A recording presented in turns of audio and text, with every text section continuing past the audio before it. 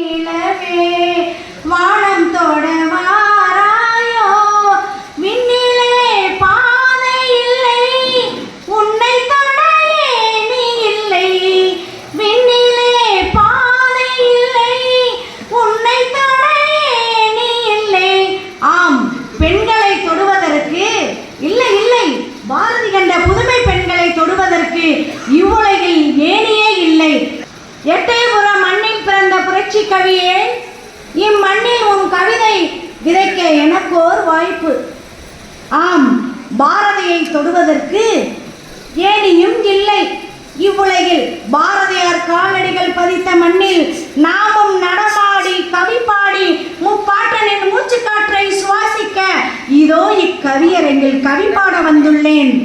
பெண் விடுதலைக்கு தன் எழுத்துக்களால் உண்மையை உலகறிய செய்த மகா கவியே, பெண் விடுதலைக்கு வித்திட்டவனாய் புலவனாய் பத்திரிகையாளனாய் சுதந்திர போராட்ட வீரனாய் சாதி கொடுமைக்கு சாட்டையடி கொடுத்த சாதனையாளனாய் இருந்ததனால் ஆம், பாரதியே நாயகன். நிமிர்ந்த நன்னடை நேர்கொண்ட பார்வை யாருக்கு? பாரதிக்கு. பாரதிக்கு பெண்களை மிகவும் பிடிக்கும். பெண்கள் வீரமாக இருந்தால் ரொம்ப ரொம்ப பிடிக்கும். ஆனால் ஒரு பாடல், சாத்திரங்கள் பெண்ணினத்தை மூடி மறைத்தனமா, அந்த ஆத்திரத்தில் பாரதிக்கும் மீசை துடித்தனமா, வீடாளும் பெண்மை என்று நாடாளும் காலம் வந்தும் ஊமைகள் போலவே என்றும் ஓயாமல் கண்ணீர் சிந்தும் ஏன் என்று கேட்கத்தான் இப்போதும் ஆளில்லை. சமநீதி சேர்க்கின்ற சட்டங்கள் ஏன் இல்லை?